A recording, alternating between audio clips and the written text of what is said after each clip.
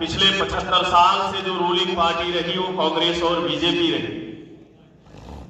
कांग्रेस और बीजेपी के ruling party बनने के पीछे एक बड़ा जो फैक्टर है इस देश में साथियों, रिलीजियस पोलराइजेशन का। रिलीजियस पोलराइजेशन के लिए इस देश में जब डेमोक्रेसी का फर्स्ट स्टेप 1918 में साउथ बरो कमीशन आया, जिसने विधिमंडलों के चुनाव का रिकमेंडेशन किया, तो उस वक्त जिनकी तादाद कल भी कम थी, आज के तारीख में भी कम है, वो 3.5% तादाद के लोगों के कान खड़े हो गए। क्योंकि डेमोक्रेसी का एक कायदा है, एक वसूल है कि जिसके अकाउंट में नंबर साफ होंगे वो रूलर होंगे, जिसकी मेजॉरिटी ज्यादा होगी वो शासक होंगे।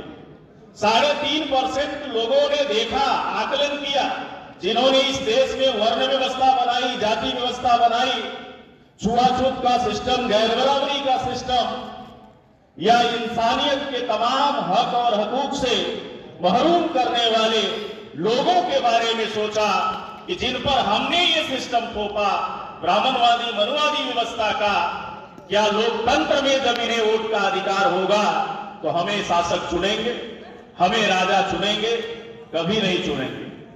उस वक्त 3.5% लोगों ने, उनके इंटेलेक्चुअल और स्कॉलर्स ने, बुद्धिजीवियों ने चिंतन किया और मंथन किया और अपने आप को बहुसंख्य बनाने के लिए रिलीजियस पोलराइजेशन की नींव रखने के लिए पहला ऑर्गेनाइजेशन 1922 में हिंदू महासभा बनाया।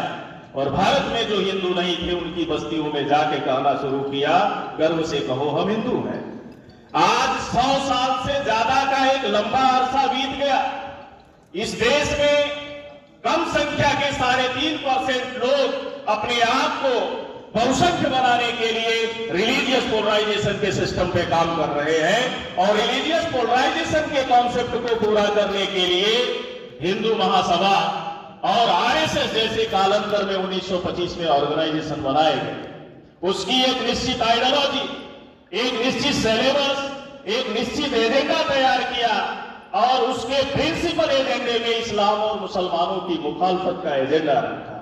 क्योंकि किसी न किसी को विलेन बनाए बगैर इस देश में बहुसंख्य समाज जो ओबीसी एससी एसटी है वो हिंदू नहीं बन सकता, और हिंदू नहीं बन सकता तो बहुसंख्य 3.5% लोग जो ब्राह्मण हैं वो कैसे बहुसंख्य हो सकते हैं? इसलिए उन्होंने इस एजेंडे पे काम किया, इस्लाम और मुसलमानों को निशाना बनाने का काम किया। और आज के तारीख में आरएसएस की आइडियोलॉजी से, एजेंडे से 2 शब्द निकाल दिए जाए तो आरएसएस की आइडियोलॉजी, आरएसएस की विचारधारा डेड हो जाएगी। वो 2 शब्द है इस्लाम और मुसलमान।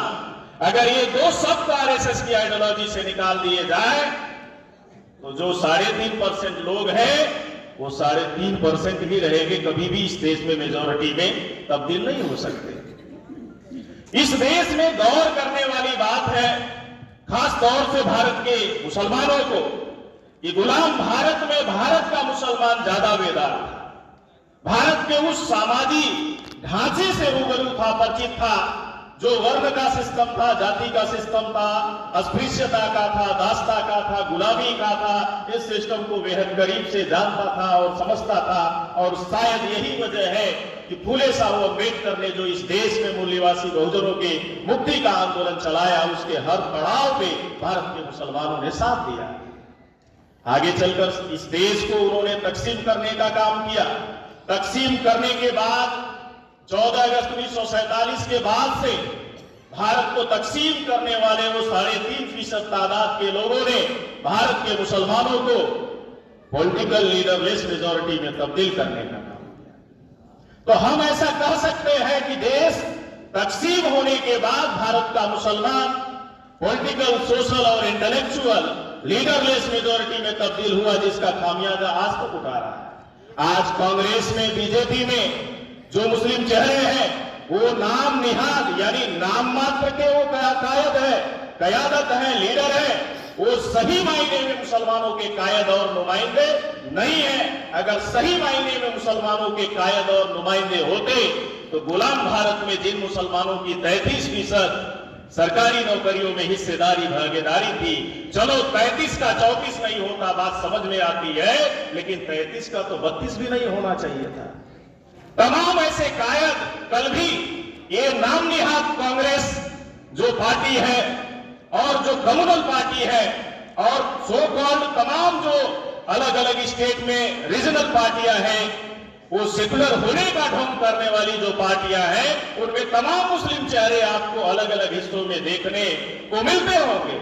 लेकिन वाकई में सच्चे कायद होते तो आज भारत के मुसलमानों की मॉब लिंचिंग नहीं होती, फर्जी लव जिहाद के नाम पर हत्याएं नहीं होती, फर्जी गौकसी के नाम पर उनके कत्लेआम नहीं होते, मुसलमानों के तहजीब को कभी मॉब लिंचिंग के नाम पर, कभी गौकसी के नाम पर, कभी लव जिहाद के नाम पर और तहजीब को पार्लियामेंट के अंदर कभी 3 तलाक पे कानून बनाए जाते, कभी धर्मांतरण पे कानून बनाए जाते, कभी सीए, कभी एनआरसी, कभी एनपीआर बनाए जाते।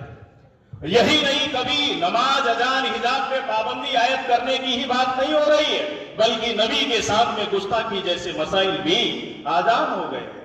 तो इसके पीछे खास तौर से भारत के मुस्लिम इंटेलेक्चुअल जिम्मेदार हैं, मुसलमानों के वो कायद जिम्मेदार हैं कि आज के तारीख में मुसलमानों के साथ ये जो मसाइल जुड़े हुए हैं, उसके पीछे आरएसएस की जहरीली आइडियोलॉजी और विचारधारा काम कर रही है। और उस जहरीली विचारधारा का कोई काट नहीं है। आज अगर उस जहरीली विचारधारा का कोई काट है तो इस देश में भारत मुक्ति मोर्चा के राष्ट्रीय अध्यक्ष आली जनाब मान्यवर मोहन मेश्राम साहब देश भर में आरएसएस की विचारधारा को खत्म करने के लिए काम कर रहे हैं। इस विचारधारा को आधार बनाकर ही आरएसएस की जड़ों को कमजोर किया जा सकता है, आरएसएस की विचारधारा को खत्म किया जा सकता है। इसके लिए भारत के मुसलमानों को आगे आने की जरूरत है। नहीं तो अगर यही सूरत हाल बनी रहेगी तो मंजर भोपाली साहब 2 लाइनें कहा करते हैं कि बच के कहां जाए इस सियासी जंगल से, बच के कहां जाए इस सियासी